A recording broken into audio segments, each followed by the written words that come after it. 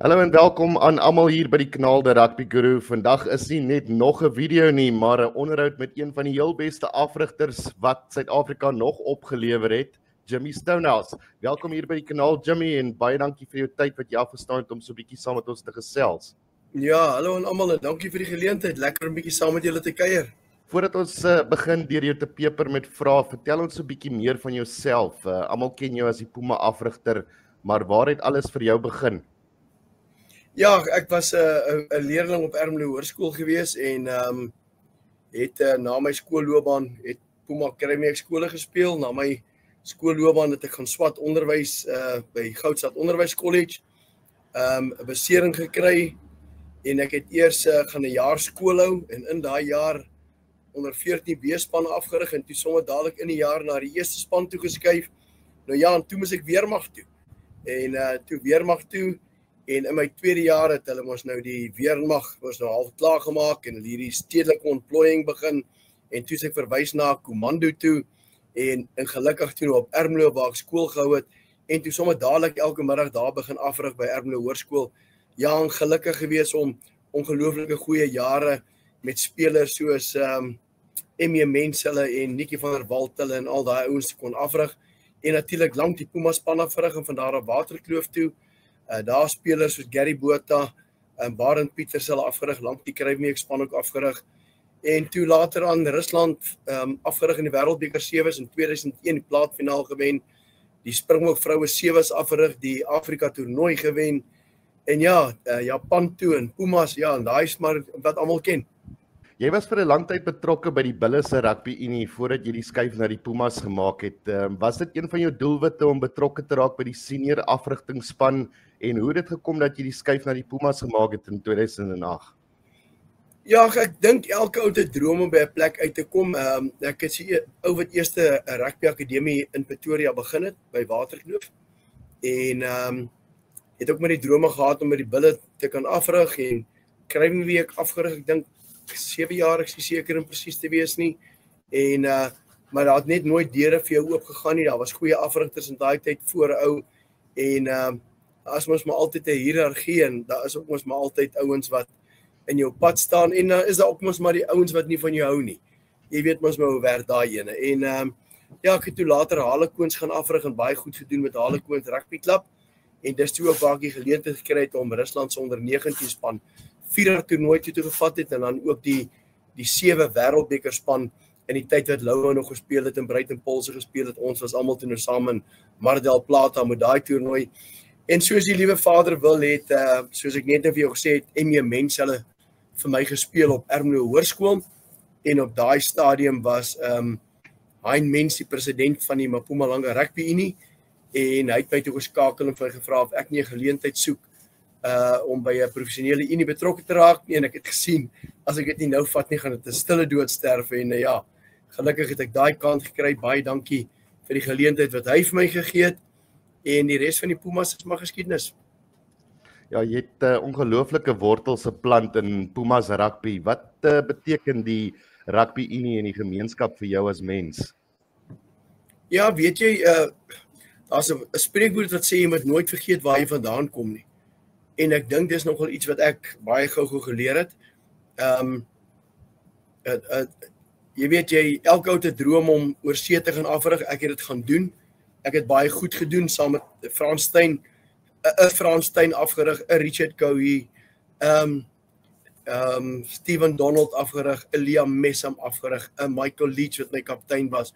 So groot name afgerig oor see en op baie stadium toe Hein Mens my gebel het om terug te kom, was daar 'n geleentheid vir die Pumas om dalk te sou URC speel en dit was maar altyd my droom om in my land dit te maak. Jy weet, dis vir enige ou kan oor see gaan en jy doen goed, maar as jy nie geleentheid in jou land kry nie, dan voel ek maar jy het dit nie gemaak nie. Alhoewel daar weer miljoene ouens is wat wens, hulle is in hulle het my skoene aan, jy weet, om by 'n professionele unie betrokke te kan raak. En ja, so in Witbank gewees, ons het op 'n stadium 'n besluit gemaak. Witbank is bietjie naby aan die Bulle en bietjie naby aan die Leeu's en die ouens is maar altyd 'n Bull of maar altyd 'n Leeu ondersteuner. En ek en Marius, my huidige CEO, het 'n droom gehad van as ons net ons treye in 'n winkel kan sien en kan verkoop kry en Ja, en toe kom ons eendag met die idee op en daar moet ek ook vir hy mens krediet gee. Kom ons skuif Nelspruit toe. Dit is bietjie verder weg. Dit is in Mpumalanga en toe het ons geskuif en ja, dat ek vir jou sê dat ons hier gegroei het, die mense ons hier waardeer, bied toetse hierso aan. Ons klere is in die winkels, jy kry ons klere oral te koop. As jy hier is dit net pink.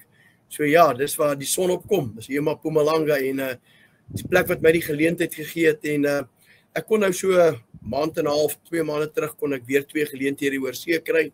Maar soos ek vir jou sê, vir my op my ouderdom om iets oor see te gaan vermag en ek kan dit nie meer my land vermag nie, is maar vir my is vir my verby. Ek sal iets hier wil doen, maar lyk my die tyd loop uit vir my.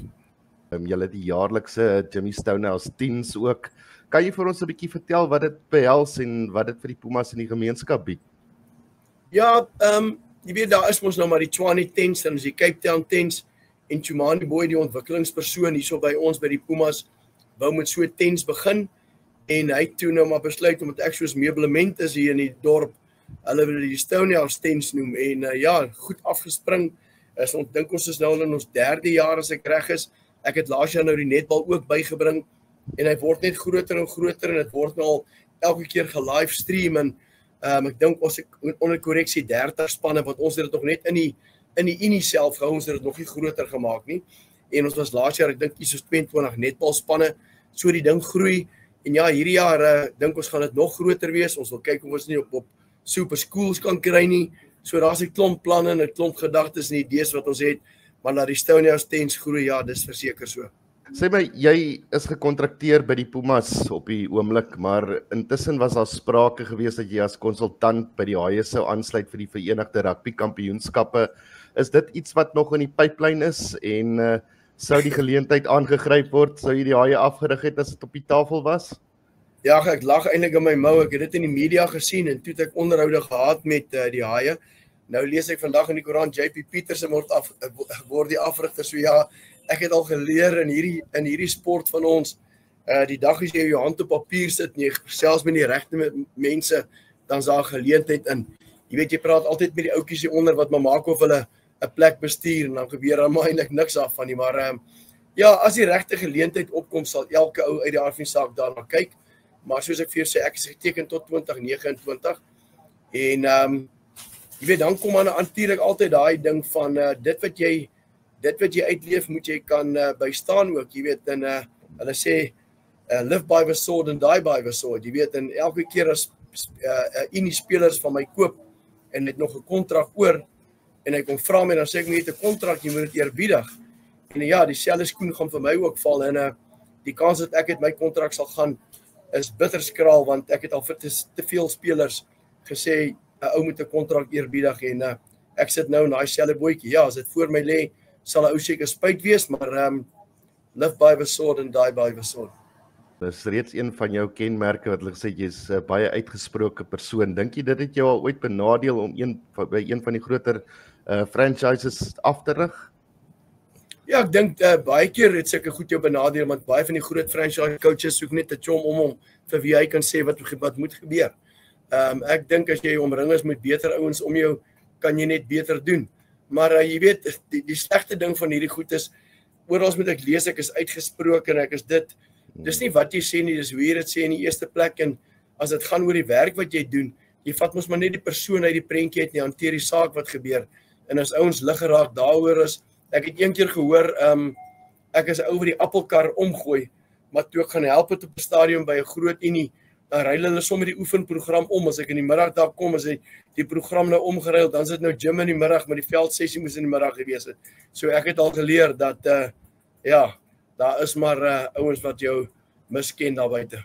Wat was anders van jou eerste tydperk met die Pumas en met jou terugkeer in 2018? Ek weet, ek is weg by die Pumas en ek het ongelooflik baie geleer in Japan. Ek dink die ou wat van Japan af terugkom en nie geleer het daarby nie.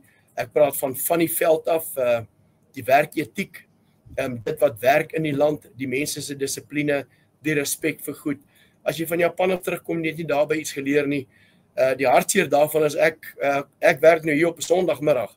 My spanbestuurder sit nou hier links vir my en ek dink dis die ergste van hom, want elke Sondagmiddag het ek vergaderings en dit het ek in Japan geleer. Jy weet, so Ja, en teruggekom hiernatoe in Suid-Afrika toe, die grootste verskil vir my is, hulle in Japan is daar 'n ding spreekwoord wat sê, hulle praat van karoshi, jy werk tot jy dood is. In Suid-Afrika het rugby 'n label om mense gesit, dis 'n sport wat lekker is, jy moet dit geniet, en baie keer dink ek, ons dink ook ons moenie te hard werk nie. Want in Japan as jy klaar geoefen het, sal daai spelers dit wat hulle gedoen het weer op hulle eie oorgaan op die veld. Jy weet, hulle doen dit weer en weer en weer. Ja, ek weet 'n ou moet rus ook, maar ek dink dit is een van die grootste goed vir my wat ek geleer het by die All Blacks en by die Japaneese is dat waar hulle goed weer self hersien op hulle eie, en dis nogal iets wat ek mis in op Suid-Afrikaanse bodem. Ek sien by die Springbokke gebeur dit daarom nogal, en dis ek hoekom ouens by 'n Springbok vlak uitkom. Die Pumas het die Currie-beker vir die eerste keer in 2022 gewen. Sal jy dit beskou as jou grootste mylpaal as afrigter, en wat het dit vir jou as afrigter beteken? Ek dink wat 2022 so groot suksesvolle jaar vir my maak is, jy weet, ek het altyd gesê, wen jy die Currie-beker dan kry jy geld, en dan koop jy spelers, of kry jy geld, koop jy spelers en wen jy die Currie-beker. Nou ja, ek het al twee gehad en ek het nie een van die twee gekry nie. Jy weet, jy sit nog steeds vir dieselfde hoeveelheid geld.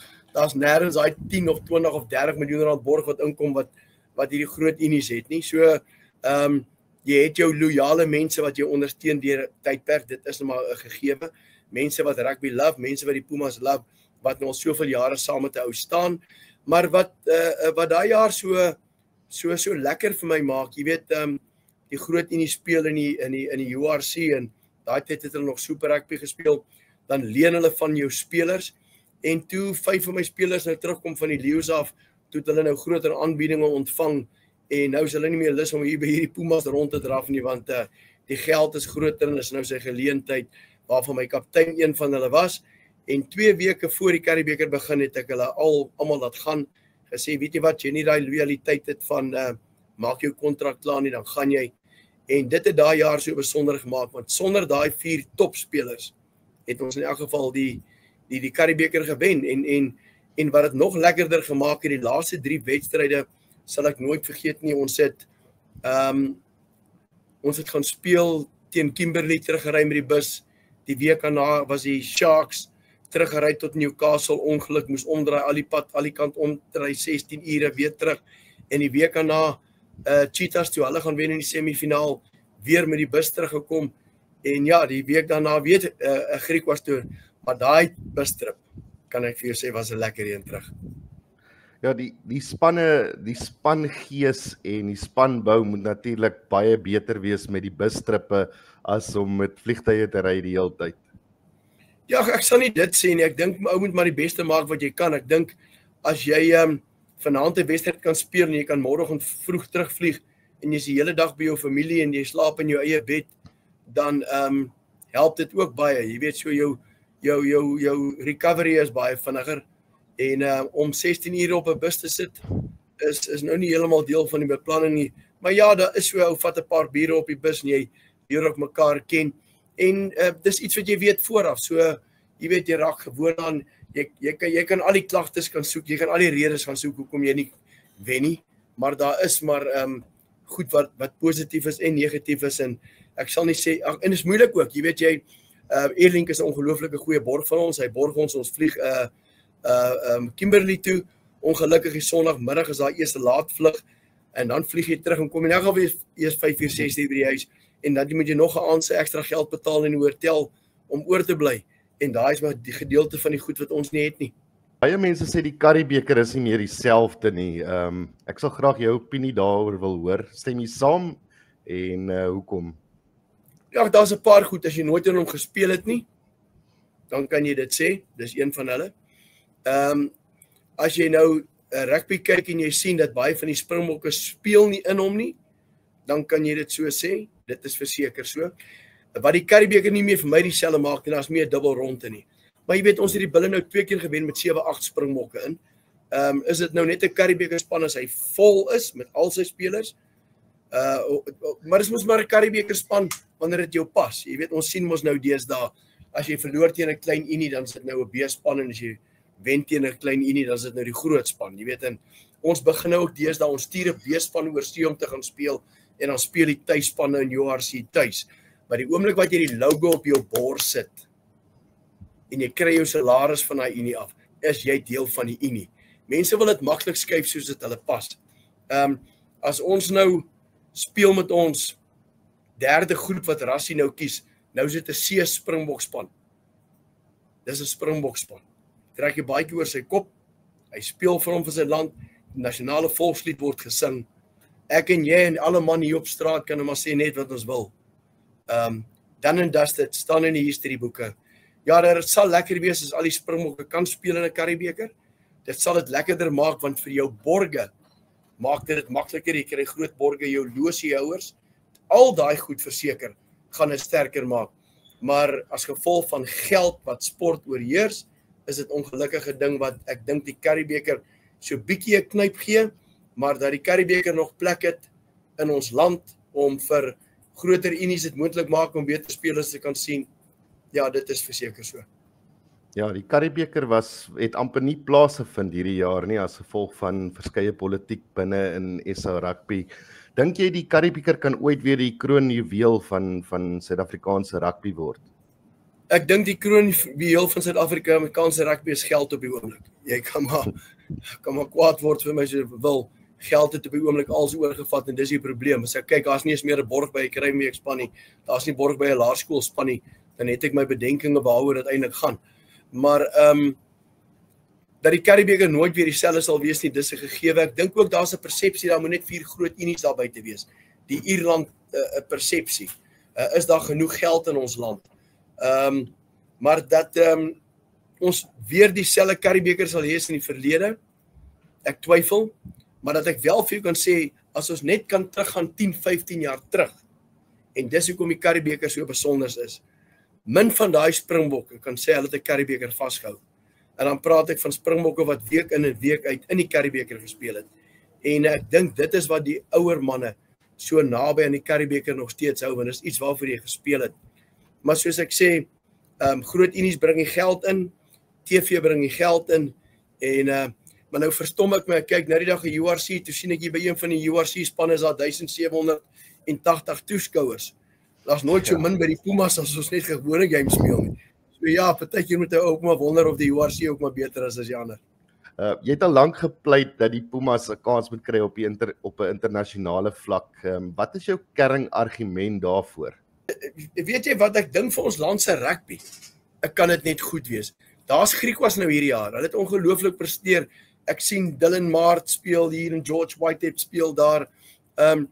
As jy teruggaan na die Springbokke toe, Vincent Koch, Roscoe Speckman, Zer Kasim, Faf de Klerk. Almal kom deur klein unies. Daar is soveel mapimpies daar buitekant. En as daar net geld in die land was om vir elke unie bietjie sterker te maak en groter te maak, dan is daar geleenthede. Jy weet, wanneer hoort jy nou in 'n groter ons speel nou 'n SA Cup om te kwalifiseer wie moet in die Curriebeeker speel. Maar daar's nêrens 'n kwalifiseer wie moet in die URC speel nie. Jy weet so, dit is die moeilike goed en ek weet wat SA Rugby vir my gaan sê, ek weet wat elke vir my gesê, daar's 'n brand name daar buite. Die Leeu's, die Stormers, die Bulle, die Sharks het 'n brand name en om daai name te vervang is nie so maklik nie.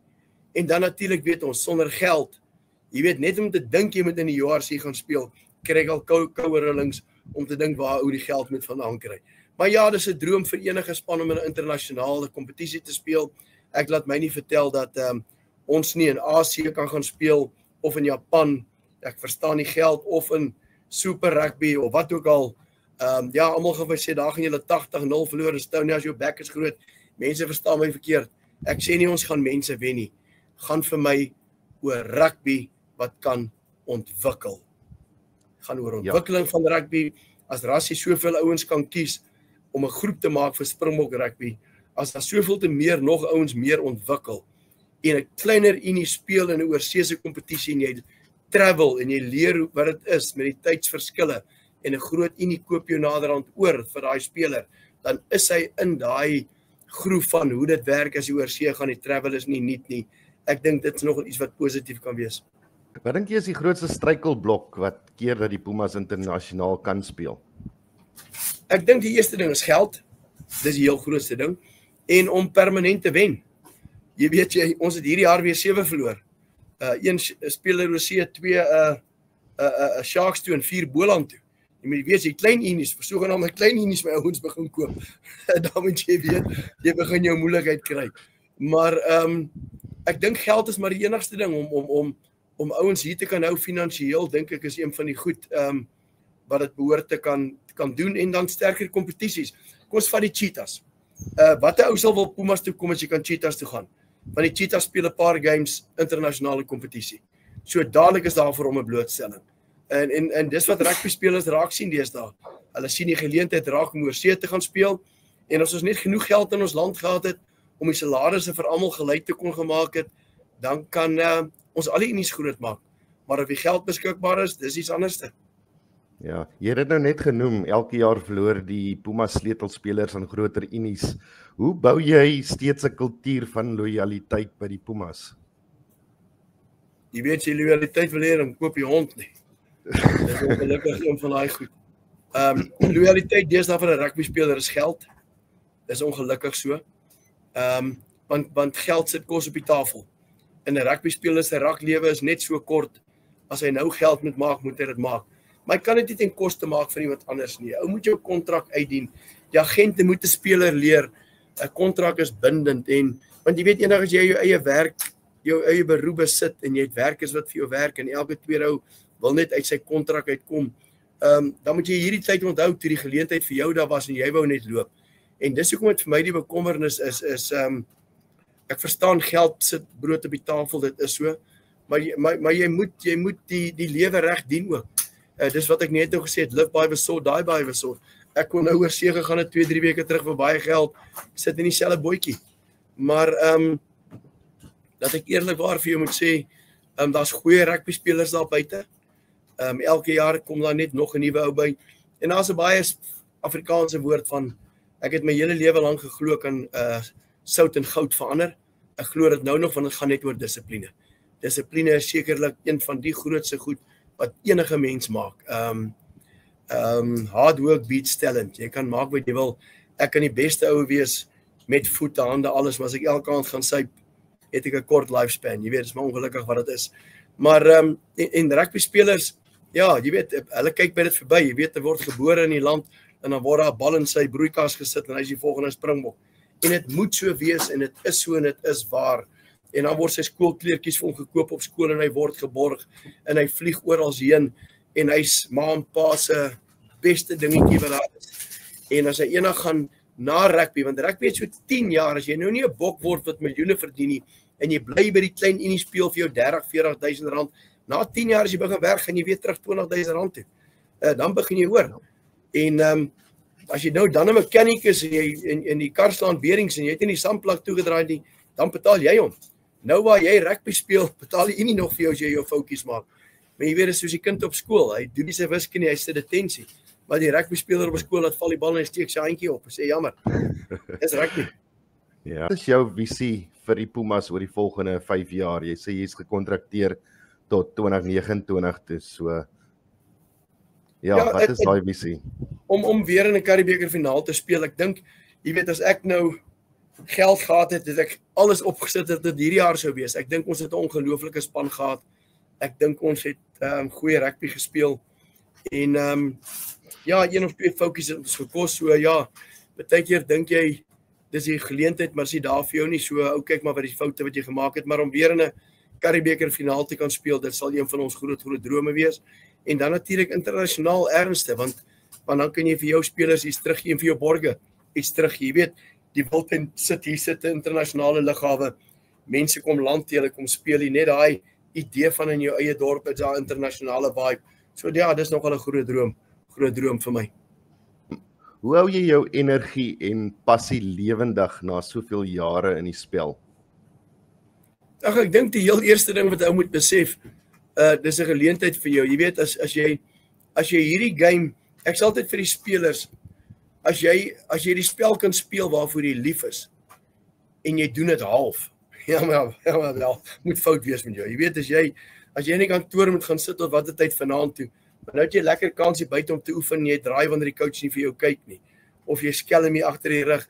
Ek bedoel daai goed moet 'n erge ding wees. En dis dieselfde vir my. Ek kan nie wag om in die oggend op te staan en vir die spelers iets te beteken nie, vir hulle iets by te leer nie. Want my hele coaching philosophy is what after. Wat maak jy na rugby?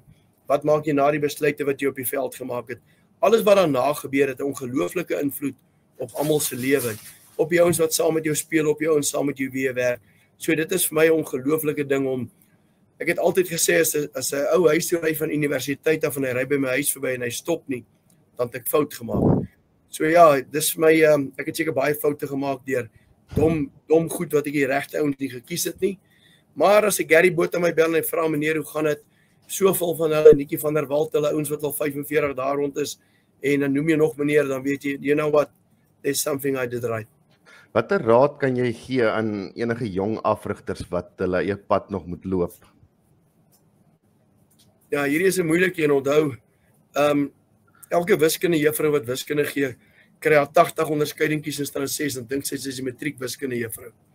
En elke matriek wiskunde juffrou kry 80 onderskeidings in matriek en sy dink sy is die hoof. En so werk dit met rugby spelers. Jy rig jy onder 14 A-span af en jy wen en volgende jaar dink jy moet die eerste span vat. Almal kan nie. Almal kan dit ongelukkig nie doen nie. Ongelukkig werk dit so, party ouens is goed met vaardighede, hy behoort by 'n standaard 6 span te bly. Party is goed met dissipline, hy behoort by 115s te wees. En dan kry jy die ou wat die druk kan vat en die ou wat die vinnigste besluite kan maak op die onmoontlikste tye. Want dis die ou wat jou springbok word. Dis die ou wat jou hierdie ouens wat stadige besluite maak, verkeerde besluite maak, hy bly by my speel. En dis dieselfde met rugby afrigting. Ons spanne wen want ons het spanne gewerf en ons sit by groot skole en ons het elke jaar die bestes. En maar as jy nie kan vat wat voor jou staan en dit coach nie. Jy kan wie wees en jy kan gaan coach soos jy gespeel het, jy sal dit nooit maak nie. Gaan kyk wat voor jou staan, kyk wat sy DNA, kyk wat daai ou in hom het, gaan ontwikkel dit en sit dit terug in die spel en rig dit af.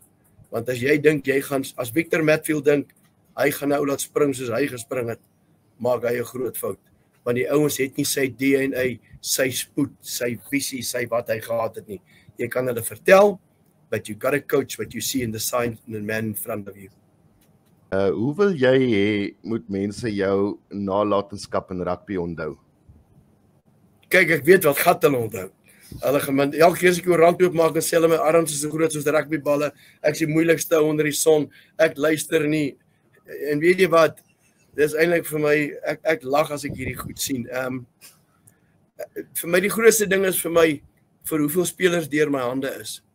En die lekkerste ding, en dis weg van rugby af, hoeveel kinders wat ek op skool afgerig het en net op skool was, wat nou by my kom en vir my sê, meneer, weet jy wat, ons het dit nooit geglo nie, maar ons verstaan vandag. En dis die grootste goed wat ek nalos. Jy weet, 'n ou kan maklik goed los om net by dit verby te kyk, dissipline goed. As jy onderwyser is, as jy 'n coach is, dis maklik om by dit verby te kyk. Elke keer wat jy by dit verbyloop en elke keer wat jy dit mis, then you're busy creating something that maybe will turn around for someone somewhere. Baie spelers afgerig. Wat was die grootste poets wat 'n speler al vir jou gebak het en wie was dit?